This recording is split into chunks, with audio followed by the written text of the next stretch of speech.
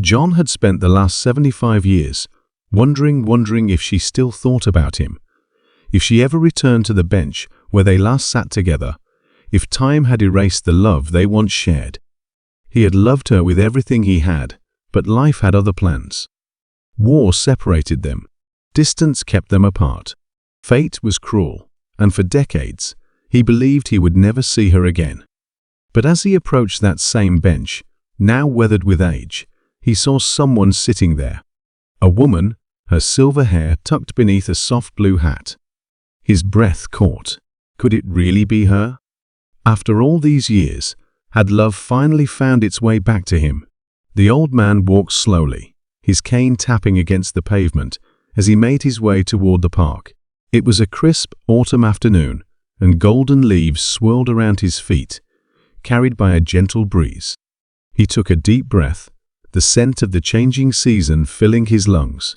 His heart pounded not from the effort of walking, but from the memories flooding back with every step. 75 years. That's how long it had been since he last sat on that bench. The bench where he had held her hand for the last time, where he had whispered promises he couldn't keep, where they had parted ways with tears in their eyes and a war looming on the horizon. He had been young then young, in love and foolish enough to believe that life would wait for them. Now, at 93 years old, time had carved deep lines into his face, but it hadn't taken his memories. The closer he got to the bench, the more vivid they became. He could still see her as she was then, soft brown curls, eyes full of warmth, the way she smiled when she said his name. His hands trembled as he reached the spot. There it was, the same wooden bench, worn and weathered by time, but still standing. He ran his fingers over the backrest, tracing the initials they had carved there so many years ago. J and M. John and Margaret. He smiled, but it was a sad smile, filled with longing. Then he turned and froze. Someone was sitting there. A woman, her silver hair tucked neatly under a soft blue hat, her hands folded in her lap. She was watching him with an expression he couldn't quite place, something between hesitation and recognition. John's breath caught in his throat. Could it be? The woman rose slowly, her movements careful but graceful. She stepped toward him, her eyes glistening. John? His heart stopped. That voice soft, familiar, like a melody he thought he'd forgotten, but still knew every note of. He swallowed hard, his voice barely a whisper. Margaret? She nodded, her lips trembling. I came back, she said. I wasn't sure if you ever would, but I couldn't stay away. Not today. John felt his legs weaken, and he sank onto the bench, his cane resting against the armrest. You remember? He asked, his voice breaking. Tears welled in Margaret's eyes as she sat beside him. Of course I remember, she said softly. I've thought about this place every day since the day we said goodbye. John turned to look at her, really look at her.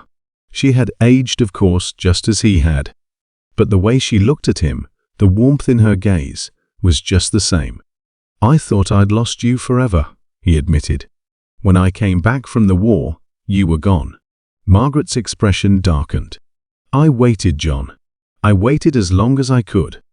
But my father got sick. We had to move. There was no way to reach you. She sighed. I wrote you, but I never heard back. John's breath caught. You wrote to me? She nodded. So many times. I never got a single letter, he whispered, his mind racing. He thought of the war, the chaos, the way letters sometimes never made it to their destination. Margaret reached into her bag and pulled out something wrapped in a delicate ribbon. She placed it in his hands. These were the letters I wrote to you, she said. I never sent them. I kept them. I didn't have the heart to throw them away. John's fingers trembled as he untied the ribbon. The letters were old, the ink slightly faded, but they were real. He opened one and read, My dearest John, I don't know if this letter will ever reach you, but I have to write it anyway. I miss you. Every day, I sit on our bench and wonder if you'll ever come back to me. He closed his eyes, emotions crashing over him like waves. "I should have come back sooner," he whispered. Margaret placed a gentle hand over his. "We were young. We didn't know how cruel time could be." They sat in silence for a long moment, the sounds of the park around them, the distant laughter of children, the rustling leaves, the chirping of birds. Then, John turned to her. "Did you ever?" He hesitated. "Did you ever find someone?" Margaret smiled softly. "I married, yes. He was a good man. He treated me well. We had children, grandchildren." But her voice wavered. "No one ever made my heart race the way you did." John swallowed the lump in his throat. "I married too," he admitted. "She was wonderful. But Margaret, I never stopped loving you." John reached for her hand, his fingers wrapping around hers.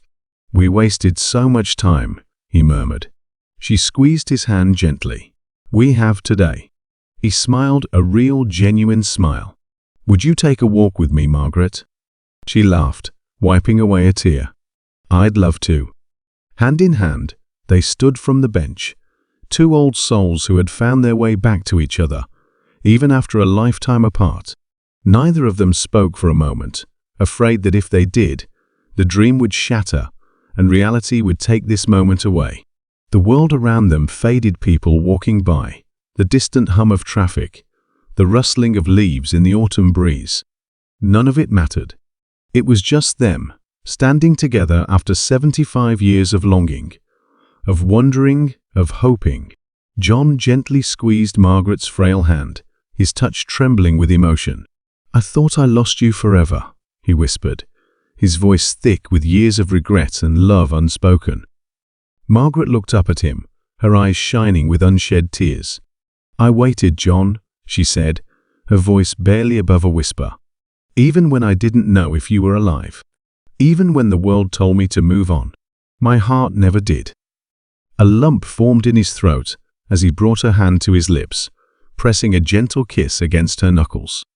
He had spent his entire life wondering if he had made the right choice, if leaving for war had been worth losing the only woman he had ever truly loved.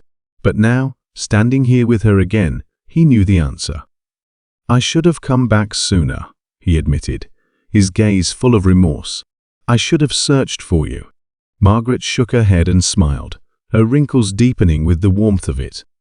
"You're here now, John. That's all that matters." They sat back down on the bench, neither of them willing to let go of the other's hand. Margaret began to tell him everything about the years that had passed, the love she never found again, the letters she wrote, but never sent. John listened intently, taking in every word as if trying to make up for all the time they had lost. The sun dipped lower in the sky, casting a golden glow over them. Strangers passed by, some smiling at the sight of the elderly couple, lost in their own world. To everyone else, they were just two old people sitting on a park bench. But to them, this moment was everything. John took a deep breath and turned to her. "Would you let me make up for the years we lost?" Margaret chuckled, squeezing his hand. "John, we don't have time to waste anymore. Let's just start from here." And just like that, the decades of separation faded away. There, on that old bench, their love story began again. And as they walked through the park, the autumn leaves dancing around them, John knew one thing for certain: some love stories never truly end.